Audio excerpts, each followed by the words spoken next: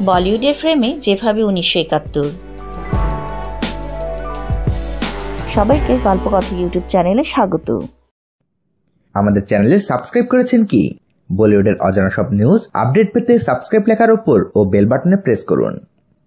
1971 সালে 16 ডিসেম্বর স্বাধীনতা পেয়েছিল বাংলাদেশ। কেবল বাংলাদেশ নয়, পার্শ্ববর্তী দেশ ভারতের সিনেমাতে মুক্তিযুদ্ধের প্রভাব স্পষ্ট। বলিউডে নানা চলচ্চিত্রে নানা সময় এসেছে মুক্তিযুদ্ধের কথা। কখনো সেটা নিয়ে সমালোচনা হয়েছে, কখনো প্রশংসা কুড়িয়েছে। তো চলুন বন্ধুরা, সম্প্রতি মুক্তি পাওয়া মুক্তিযুদ্ধের সঙ্গে সংশ্লিষ্ট এমনই কিছু চলচ্চিত্র সম্পর্কে জানা যাক আজকে।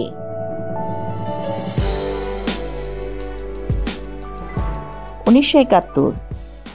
2007 সালে মুক্তি পায় 1971।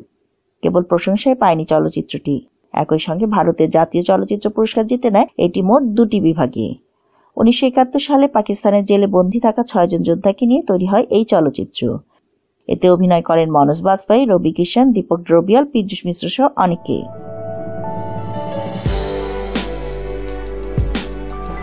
Children of war.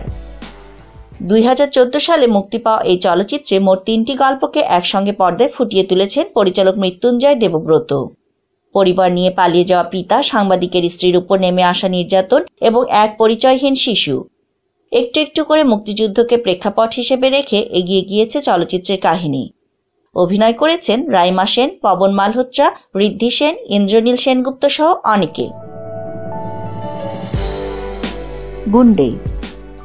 1971 সাল। বাংলাদেশ থেকে ভারতে শরণার্থী হিসেবে আসা 2 শিশুর গল্প গুন্ডে। শিশু দুটি বড় কিছু হতে চায়, প্রচুর টাকা কামাই করতে চায়, আর এভাবেই একটু একটু করে শহরের নামকরা গুন্ডা হয়ে যায় তারা। চলচ্চিত্রে অভিনয় করেন অর্জুন কাপুর, রণবীর সিং এবং প্রিয়াঙ্কা চোপড়া। ছবির শুরুতে বলা হয় 1971-এ 9 মাসের ভয়ঙ্কর পাক ভারত যুদ্ধ, যার পরিণতিতে জন্ম নেয় ছোট্ট এক রাষ্ট্র বাংলাদেশ। বাংলাদেশের মুক্তিযুদ্ধকে পাক ভারত যুদ্ধ বলায় ক্ষেপে যায় পুরো বাংলাদেশ। প্রচুর সমালোচনার পর পরিচালক তড়িঘড়ি করে ক্ষমা চান এবং ছবির এই অংশটুকু বাদ দিয়ে দেন। চলচ্চিত্রটি 2014 সালে মুক্তি পায়। The Gazi attack.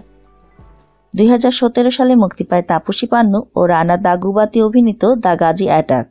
চলচ্চিত্রটির গল্প মুক্তিযুদ্ধের সময় পাকিস্তানি নৌবাহিনীর ডুবে যাওয়া সাবমেরিন PNS গাজীকে নিয়ে।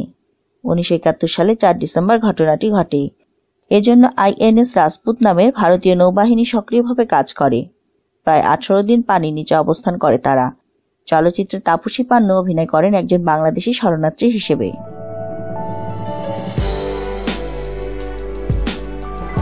আইআরই।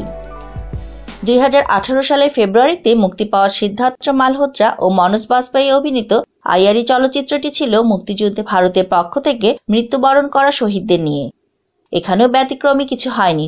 ছবিতে মুক্তিযুদ্ধকে পাক ভারত যুদ্ধ বলে অভিহিত করেন নির্মাতা, যা বাংলাদেশের জন্য ছিল খুবই দুঃখজনক। রাজি। 2018 সালে মে মাসে আলিয়া ভাট চমক দেন সবাইকে রাজি ছবির মধ্য দিয়ে। এটি এক ভারতীয় নারীর গল্প, যে বিয়ের পর পাকিস্তানে গিয়ে ভারতের হয়ে কাজ করে। এক কথায় তাকে গুপ্তচর বলা চলে, আর এই গুপ্তচরের ভূমিকা অভিনয় করেন আলিয়া। সঙ্গে ছিলেন ভিকি কুশল। হরিন্দর সিক্কার কলিং সেহমাত উপন্যাস অবলম্বনে 1971 সালে বাংলাদেশের মুক্তিযুদ্ধের প্রেক্ষাপটে নির্মিত হয় চলচ্চিত্রটি। তো বন্ধুরা, এই ছবিগুলোর মধ্যে কোনটি আপনারা দেখেছেন আর কেমন ছিল সেসব চিত্রনাট্য? এসবই জানিয়ে দিন আমাদের কমেন্ট বক্সে। আর ভিডিওটিতে লাইক ও শেয়ার দিয়ে আমাদের সাথেই থাকুন। ধন্যবাদ।